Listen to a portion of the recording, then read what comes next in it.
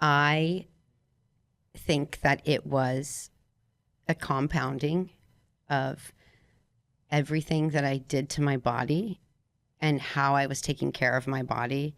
And it was just the straw that broke the camel's back of putting my immune system over the edge, and then everything that was in there, that had been in there. We have so much in our bodies right now that our immune systems are keeping at bay. Mm-hmm. And I just took my immune system too far with probably lack of sleep, Adderall addiction, alcohol, overwork, stress, needless stress in my mind. Just like crushing your CNS. Xanax to go to sleep because I took Adderall all day long to work. Yeah, just completely crushing it. Yeah. To the point where I think if that didn't happen to me, everybody thinks they're victimized, right, by Lyme disease. Lyme disease is one of the greatest things that ever happened to me in my life. An entrepreneur straight out of New York City, Michael Chernow. What's cracking?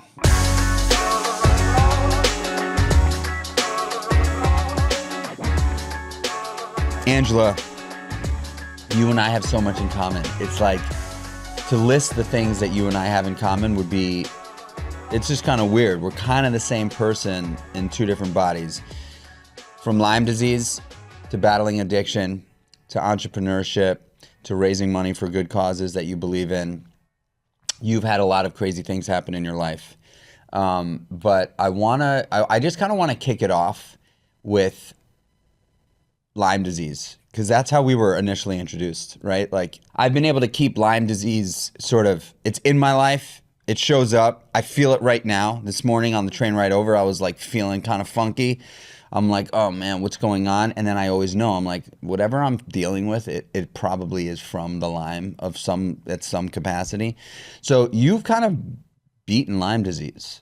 Yeah. That's like, and you had chronic Lyme, like debilitating chronic Lyme disease. Like, there was a couple of specific times where I thought, I'm going to die, or my husband needs to take me to the hospital right now. But having Lyme disease, that's worthless. A hospital is not a place for a Lyme patient, and no one there can help you. So it was a real mind fuck, if you will, to be laying there thinking, I need medical attention, but there's no medical attention that can help me. So I feel like people with Lyme disease understand what that means. Going to the hospital or going to the ER allows no reprieve and no answers for anybody that's suffering with symptoms of Lyme disease. And I had been too many times to know that or to think I was going to get help by going this time. So it's a lonely place to be. I was told I would never kick Lyme disease. I had Lyme, Babesia, Bartonella, relapsing fever, Borrelia, mold toxicity, and Morgellons disease. What is Morgellons disease? Morgellons disease is a super, I don't even know if it's still controversial because it's not controversial to me. But it's this weird disease where they actually diagnose it clinically as delusions of parasitosis. But then the crazy part is the treatment is they give you an anti-parasitic and an antipsychotic. If if why are they writing you an anti-parasitic if it's delusional of parasites? So the disease is that you believe you have parasites. If you look that up right now and you say what is Morgellons disease, it's going to tell you that it's a delusional disease, with a manifestation. But I mean, I can show you what I had right there. My entire body was covered in sores from head to toe. I had handfuls of hair falling out at each shower. I would have fibers shooting that would come out. They were like collagen fibers or something. It's super gnarly. I can show you. They're wild. And just weird things come out of my skin. A lot of fibers, different color fibers, white, orange, yellow. My acupuncturist would be cupping my back, and she would, because acupuncture is one of the main modalities that I use for healing even to this day, and I used it through Lyme disease. For the meridian healing and getting your energy to flow. I find it just as important as chiropractic care, just for daily maintaining. And you go take your car to get aligned. Why in the hell would you not go align your body? So I align my body every week, and I do acupuncture weekly as well. And she was just doing an acupuncture treatment session, and the fibers would come up. Like what kind of, like fibers? When you say fibers, like what is that? Like what is it? Like fibers, like pieces of string. Like it looks like fibers, and they come out of the skin. They manifest out, and it's just all sorts What of is gnarly it? stuff. They don't know. There's a guy at there's a research scientist. I don't know if he's still. I haven't looked. I've been clear of this for a while, which people don't really get clear of this, but it's not on my radar anymore because it's just not something in my everyday. But when I had it, I was obsessed with finding a way to get out of it, and so. Back then, there was a scientist that was at Oklahoma State University at the Tulsa campus, and he was one of the only people really researching this at the time. And they tested every plant and natural material on planet Earth that they had access to in a lab, and it didn't come up as anything. Like the fiber itself? Yeah. So the fiber, your body makes these fibers? So it's just like, they It's don't a material? know. They have no idea. It's just this super gnarly disease where people will manifest these like massive sores, and they're covered in biofilm. They seem to be encased in biofilm. The fibers? The actual sores, they'll encase themselves like in biofilm, and they can't get through. Well, I found a way to get through it, and it was a salicylic acid. So I'd literally take, before they made those like super So convenient you had these pads, all over your body? all over my body, from my face to my feet. And no one could diagnose it really? I was diagnosed with fibromyalgia, and I was told I had a piriformis nerve impingement, and I needed and two fully. Well, why would bulged herniated piriformis impingement have anything to do with it? I had like my full body like breaking down all at once. So they were just kind of like spot diagnosing me. One doctor, I'd go to the orthopedist, and he would say like, you need back surgery and hip surgery. And then I'd say, my pelvis hurts. Is it going to get fixed when you do that? And they would say no. And I would say, well, then you can't operate on me. So I actually ended up scheduling a surgery for my hip, a reconstructive hip surgery, because I had a labral tear from CrossFit. I've just been super active my whole life, and so I'd go too hard in the gym and not take rest days, you know, and you know how that goes, addict behavior. So, yeah, that just built up over time, and then that allowed the doctors to give me like I call them reasonable excuses for pain. Like, we go into a doctor's office, and if someone gives you a reasonable excuse, you'll accept it rather than like really digging in and finding out the root cause of something, because a reasonable excuse is just easier for your brain to handle, and it gives you like something to focus on. Like the doctor will say, take this pill or whatever if it flares up, or go get an injection or something. And then your mind just starts saying, okay, that will work or whatever. Do you remember when like you started feeling symptomatic, like with stuff? Yeah. What was that? Probably like 11. Oh, so this is a lifelong thing for you. I didn't really know that. I kept having knee pain in my right knee specifically, which they call it like Montauk knee. Basically it's like tick bite. A thing with Lyme disease, Yeah. yeah. And it's just pain and inflammation right side knee specific. I had it to the T. I'd been bit by ticks. You know, I grew up in Oklahoma. I was in the woods all the time, outside at the lake. We'd have ticks on us and just flick them back in the woods. You know, it was no big deal. Right. Go in and get a match, you know, who gets to burn the tick off. Right. Everybody was excited. So we didn't know what we know now about this. And then, so I, all of a sudden, out of nowhere, 11 years old, I become lactose intolerant. Just boom. Cannot eat any lactose. Nobody has any kind of explanation for it. It's just, yeah, don't eat that anymore for the rest of your life. You know, that's unacceptable. I love cheese. So we had to work through that. But I think that too. So wait, at 11 you were told lactose intolerant, or a little bit later on? One day out of nowhere. I remember the moment it happened. I remember what I was eating. I was eating those croissants, those Pillsbury croissants that come in the roll Plastic. can. They're so good, right? And they were filled. I would put like just a slice of American cheese and roll that up and put it in for my after school snack. Take a plate of those, and yeah. And I remember right now I can visually see myself like crouched over, like in pain on the ground, moaning and holding my stomach. Wow. And that was the moment I was lactose intolerant. And then that was it. You're lactose intolerant, out of nowhere, boom. No one in my family was, you know, there was no explanation. I was 11 years old, so it was But I'm just curious, do you think this all started from a tick bite? And I don't, personally. Okay, so do you think that this was something that you've been predisposed to, this kind of shit? My personal belief is that the bacteria enters via the tick bite, right? So whatever, we all, if I tested anyone in this building, they're going to come back with Lyme bacteria in them. They will come back with a strain of Lyme, most likely. All people? All people. There's Okay. like, it's been around for, I mean, And what's the very, very, very specific Lyme test well, it depends on if you, very specific Lyme test. that typically will pick up Lyme that most Lyme tests don't? None of the tests that your doctor is going to give you if you say, I think I have Lyme disease, and go to the doctor. Right. You would have to go get, for me personally, I use the IGeneX test. Right. Okay. Yeah. And it's super expensive too, right? Super expensive. I think like I took it in 2018 and it was, I believe, like $1,500. Right. That's what I paid in 2018. Yeah. So I'm sure it's gone up, but yeah, that's where you're at. And I had to fly to California to take the test because I couldn't do my blood draw.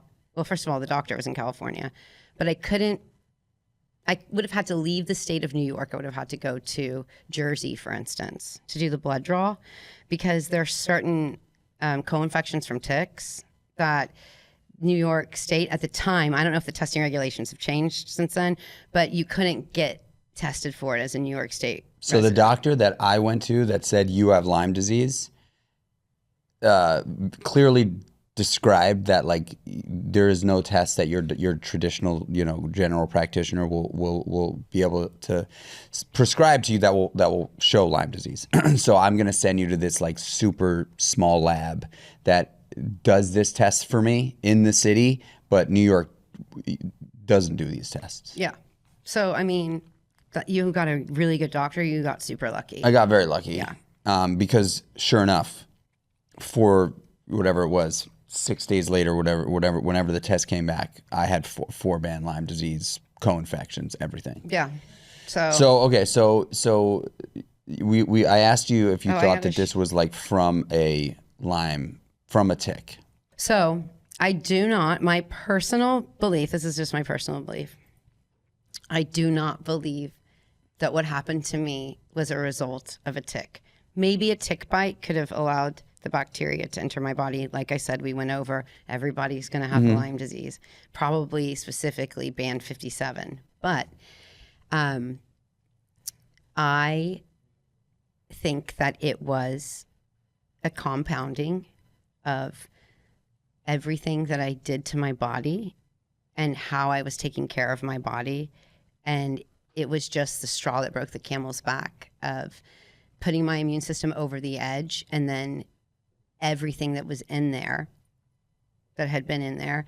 We have so much in our bodies right now that our immune systems are keeping at bay. And I just took my immune system too far with probably lack of sleep, Adderall addiction, alcohol, overwork, stress, needless stress in my mind. Just like crushing your CNS. Xanax to go to sleep because I took Adderall all day long to work. Yeah, just completely crushing it. Yeah. To the point where I think if that didn't happen to me, everybody thinks they're victimized, right, by Lyme disease. Lyme disease is one of the greatest things that ever happened to me in my life.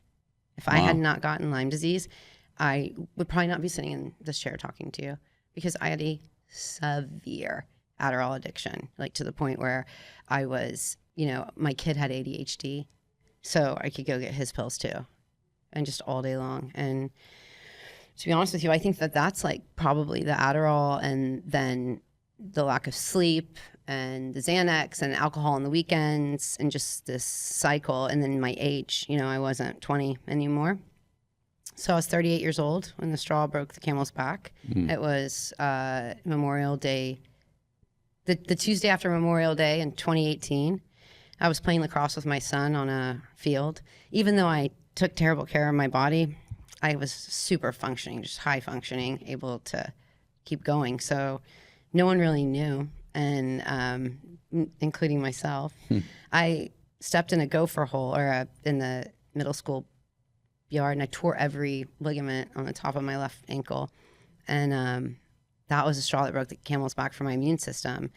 And that started just a waterfall of symptoms for me that started with the deterioration of my gums and my teeth. I could feel the bacteria eating my gums, and my gums were just completely being destroyed by this. And my dentist was actually the first person that said something to me.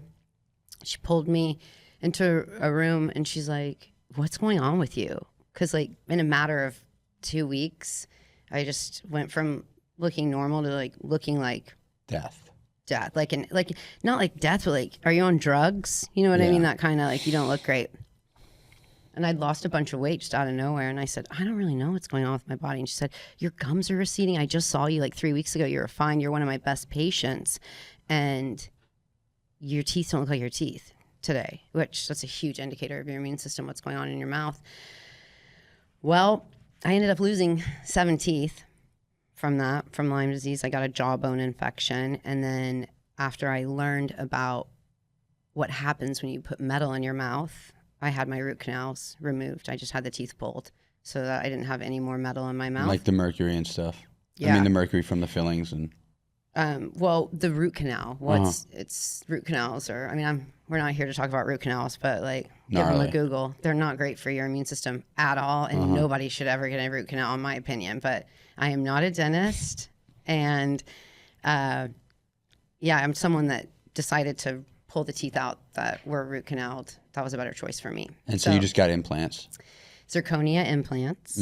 And yeah, that was incredibly expensive process and a long process. I went a year with 7 teeth gone, but I was covered in sores. What are 7 teeth missing? You know what I mean? So yeah, it wasn't my best time, but it really made a huge difference when I got that metal out of my mouth. And then the next thing to go, I had breast implants, and those were the next thing to go. I was having these like crazy histamine reactions in my body.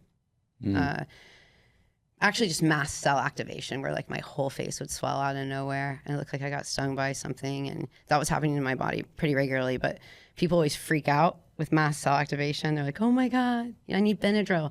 Mast cell activation is like one of the greatest things, gifts that your immune system gives to your body. So it's a real chance for repair. And we stop all these systems, in our Western medicine culture. Like we stop the mast cell activation. I remember as part of the Lyme healing, I started doing bee venom therapy, and there was this huge protocol for bee venom therapy that had this massive detox protocol right after you did the venom. So I just started like looking into that. Like, why am I detoxing so hard after I put this into my body? Don't I want this in my body? And then I did it regular style for about a year, the bee venom therapy. Then I hired a scientist to come actually teach me what I was doing, because I was literally just some girl on TikTok was doing bee venom therapy, and this is how desperate I am. I'm looking. Did it work? It worked. So to an extent, it took bee venom and more, but yeah. I did it for a year, just kind of the 10 stings, the standard bee venom protocol, bee venom therapy protocol. What is it? This lady named Ellie Lobel got stung by a bunch of bees, and she was basically like dying, and her aide was taking her on a walk, and she got, when she came to from getting stung by all these bees, she felt a whole lot better.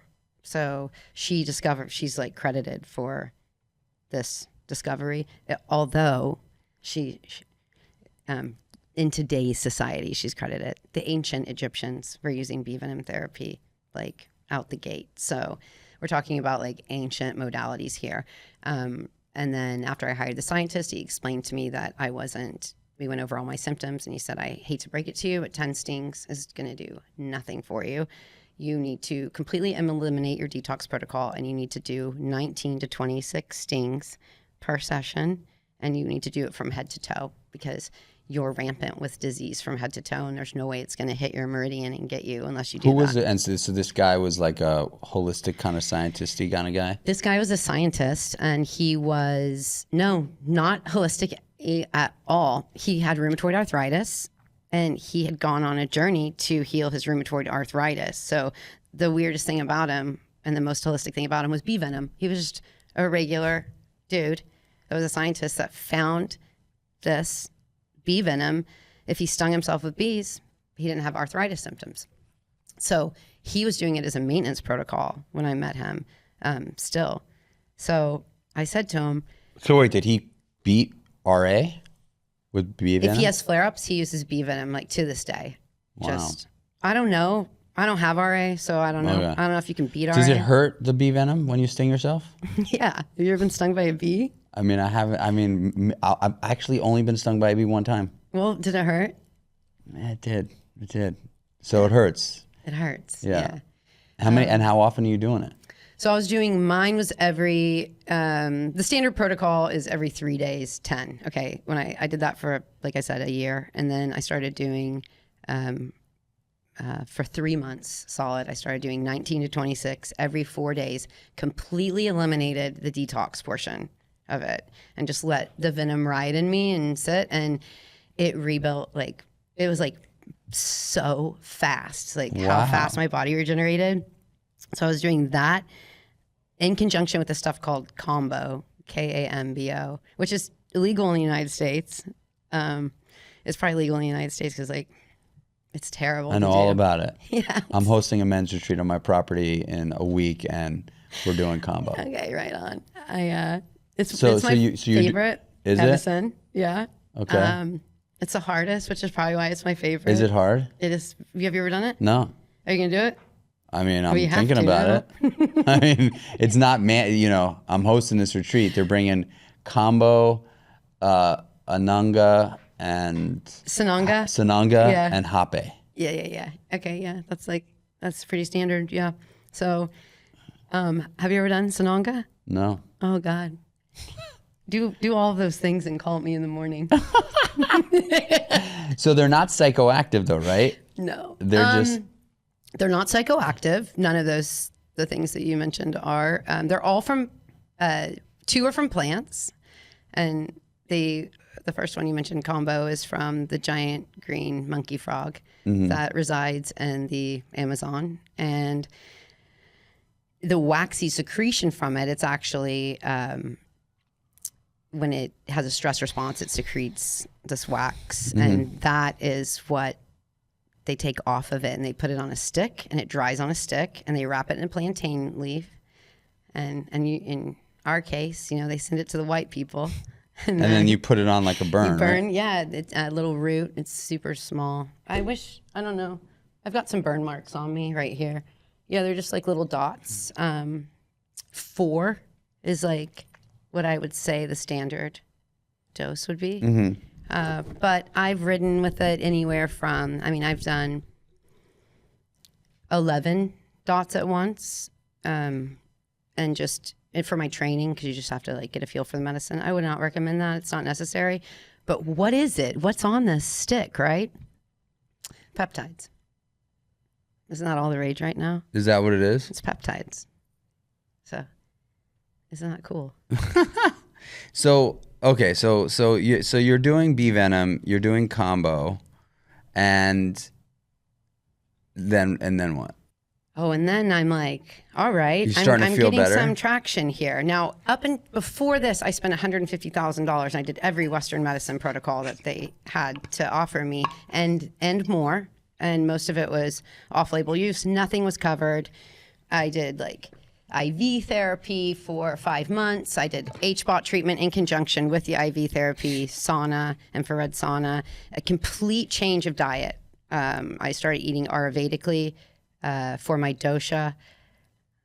Go look it up. There's free dosha tests online, folks. But if you're ill and you need to eat for your health, Ayurvedic is the way to go. It's ancient, and it will create a alkaline environment in your body, which disease cannot grow in there. So that's the main part of why the diet portion is so important. The reason why I'm saying I did all of this stuff is because people, whenever we have conversations like this, they'll grab one thing that I'm talking about and be like, oh, if I just do that, I'm going to get better. And unfortunately, like, eliminating disease out of your body the way that I did requires like a complete lifestyle change and dedication to it for long time, over a year. I don't want to say years because that sounds scary. I did it in two years, but and now you're kind of, you eat what you want and whatever I want whenever I want. Not lactose intolerant anymore. I'm not lactose intolerant anymore at all. I don't have addiction issues at all anymore. I could go get like I can have a drink. I had a drink with my son on his birthday, and one drink. I've never had one drink in my life. I don't want anymore. And I might not even finish the drink. I never left an alcoholic beverage on the table back in the day. That didn't come from this stuff though. The freedom from my addictions in the power over them to just be like, oh, I literally don't have a problem with that anymore, came from psychedelics. So we'll get there. I wanna finish up this kind of Lyme disease way, the way you kind of walked through this and powered through this. So psychedelics were a big part of getting through the Lyme disease too. Yeah, it Okay. was. I sat with this.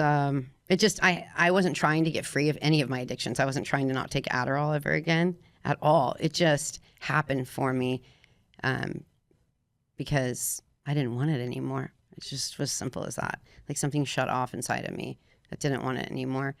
So I was doing combo. How do you find that? You know, it's kind of a weird thing to find. I think it's easier to find now, but back then it wasn't. In 2020, it wasn't easy to find. And this kid at the yoga studio was serving combo, so I was like 25 years old, and super rad kid, and he served me combo, and then he's like, "You're super sick with this Lyme disease. Have you ever heard of this stuff, iboga?" And I was like, "No, I've never heard of that." And he's like, "Well, it comes from Africa. It's this root bark. It helps people a lot with when they can't like heal from things or whatever." It was pretty vague, you know? It was just like, oh, I didn't know exactly what it did, and I don't know, and I didn't even know why I was gravitating towards it at the time at all.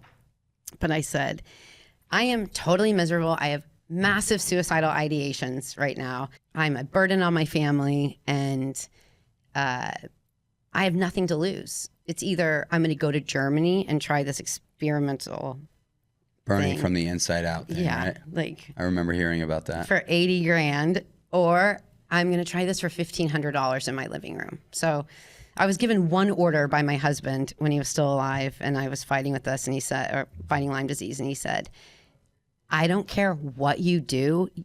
I need you to be here. Find a way to come back to me, and I will support whatever you want to try. Because this had taken you just out of everything. Oh my God, yeah. I laid in bed every day, like just, and I lost the ability to speak and say words at times. Like my cognitive function was gone. I had a heart condition. I had, they suspected I had endometriosis because I was just bleeding vaginally like every day for 15 months. It's crazy. The sores all over my body, just mast cell activation constantly. Like, I don't think I had a solid bowel movement for 2 years straight. Like 2 years of just diarrhea and just pain. puking too. Just oh my God, vomiting, like just like in the troves of like you had it really bad. So bad. Actually, the doctor that diagnosed me, he said, this is the worst case I've ever seen. Like you have so many things, and you know, that's just a great thing when you go to that. See, you know, it's so interesting, and I'm just going to pause for a second because, you know, people that suffer from Lyme disease, like every time I talk about Lyme disease, I get a swath of people that email me or DM me saying, oh my gosh, I got Lyme disease. And they, like a lot of people that have Lyme disease have other things too. Mercury or heavy metals, mold, other autoimmune things that spark up. And a lot of those people also have like a real story, you know, like there's things that have happened in their childhood. Are you saying you think maybe Lyme comes from compartmentalized trauma? Yes. Oh. There's a piece of it there, I believe. I agree with you. Yeah. And obviously, you know, there's so much controversy on Lyme disease. Some people say it's not even a real thing. And, you know, like I can't tell you the amount of times from people that I love dearly that when I was going through Lyme before I got diagnosed, like ended up telling me that it was that, you know, and doctors, like this is psychosomatic. Like this is a mental issue more than it is a physical issue. So you may have some things, and I'd like show my hands and I'd be like, look at my hands. There's nodes all over my knuckles. Like there are large bumps and sores on my hands. Like they're swollen. I can't make a fist. Like you can, and they would then respond with, well, when you're extremely stressed out, your body will respond in different ways.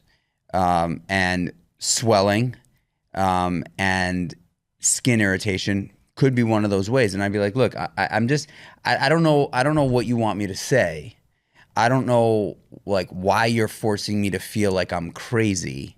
I'm telling you that like I could be standing in the train station and then all of a sudden feel like I'm gonna pass out, just fall flat on my face. Like all of a sudden everything just goes, and like I'm like, whoa, like I gotta go stand on a wall like to catch my balance because, you know, like that's not normal. No. You know, I don't know, you know, like all of a sudden like, you know, things like that. And I, like you, would have to get to, I got to a you know, a certain point with it where it was like, I can't talk to anybody about this anymore. Like I am a fucking burden on everybody's life.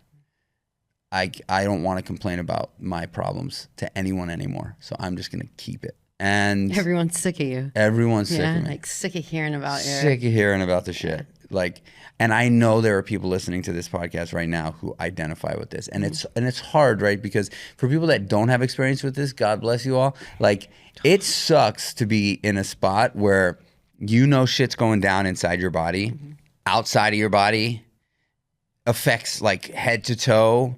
But like you don't have a diagnosis, like no doctor was like, oh, this is what you have, you know. And so when you're like, I don't know what's going on with me, and people are like, well, go to the doctor, and you're like, I've been to the doctor, and they're like, well, what does the doctor say? And the doctors say, well, based on my blood work, I'm okay. And they're like, well, then you're okay. Like drink more fucking water. Crazy. Like you're, and you know, and it was 2017 for me when that was the year of a nightmare, right?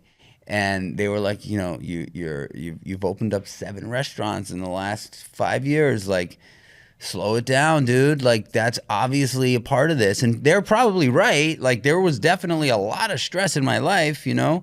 But at the end of the day, like, finally getting my diagnosis was like, thank you. Thank you for telling me that I'm not totally out of my mind. And you know what I did? I went because my wife was like, you need to go see a psychiatrist. You just got to go. And after a year of this shit, and I was like, okay, I'll go. Psychiatrist is like, oh, you are a hypochondriac. Like this is a real thing. Like you need to be on antipsychotics. I mean, I'm over here laughing, but because the story you're telling is horrific, but it happens. I mean, yes, this is everybody's story that everybody's has this. Story. They're just gaslit. Totally. And I wonder how many, and you know, the number one cause of death from Lyme disease isn't something that happened from Lyme disease. It's suicide. I can see that. So, come on. Yeah, so I mean, I just think it's so like I know that had I heard this podcast in 2017 when I was going through this, and I knew that there was something wrong, but I just couldn't put a finger on it. No one could tell me. My symptoms were all across the board, from physical symptoms to emotional symptoms to feeling like I was going to pass out to unbelievable exhaustion beyond could not. You know, and I still get that, you know. We got to get you out of this. I know. So I want to so now that we've talked about like a few of the things that you've done, like if someone that was in the thick of it, if you had to say, okay, here's what we're going to do. This is, I can't guarantee this, but I can tell you what I know has worked for me. This is it. The first thing you got to do is you got to think about every single thing that you ingest in your body. I don't like to say this to people on just a regular basis because it leads to a lot of mental things if you're constantly thinking about everything that you're putting in your body. But when you're in this, you got to think about everything, and everything has got to be, you know, for your greater good that you're putting in. So as I mentioned, the Ayurvedic diet, keeping your body alkaline so that disease can't breed. This would be for anything. This wouldn't even be for Lyme disease. This would be for. So like walk us through like a typical like the Ayurvedic is like what? Ayurvedic is like kitchery and like for people that don't understand kitchery. It's like Indian style food, but it's more bland. It's going to be on the bland. Like what would a lunch look like for you basis. When you were eating it? It would be like root vegetables and turmeric and cumin, and there would be ginger involved, and just like eating no meat. No meat. So I'm down with root vegetables and turmeric and cumin. That's my jam. I ate vegan during this time. I am not a vegan. I love meat. But when I was healing, I was a vegan because that's how I could keep my body alkaline easiest. And it's how I could get what I needed to get into my body. Mm-hmm. The other thing is a supplement protocol. You're going to have to start supplementing for your body because the Lyme's eating so many of the things that you need.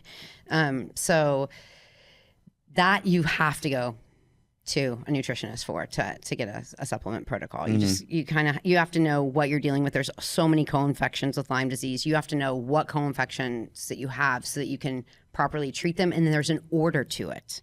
So you have to remove one before you can get to the next, and you've got to do it in a specific order. So, and do you have people that you recommend for all this? I mean, the best thing that you would need to do is, like, I used a doctor in San Francisco. Would I recommend him? No. Is he one of the top Lyme specialists in the world? Yes. Why wouldn't you recommend him? He only exhausted me with a Western medicine protocol, and he had nowhere for me to go past a Western medicine protocol, and that wasn't the protocol that helped me heal.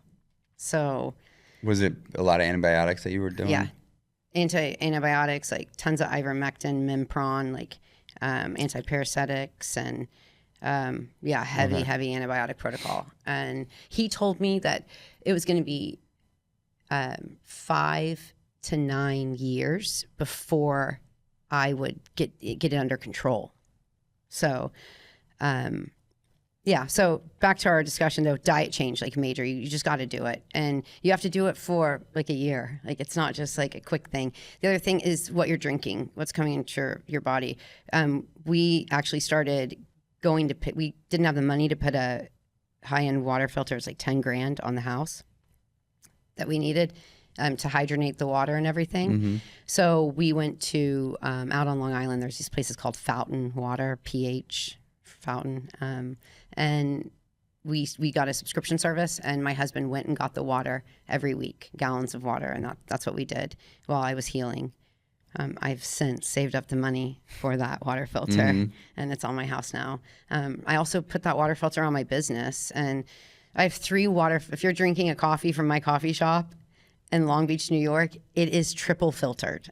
So anything you're getting is, I mean, I wouldn't even serve my dog tap water. So you've got to start worrying about what you put in. And again, why the tap water? Because the alkalinity.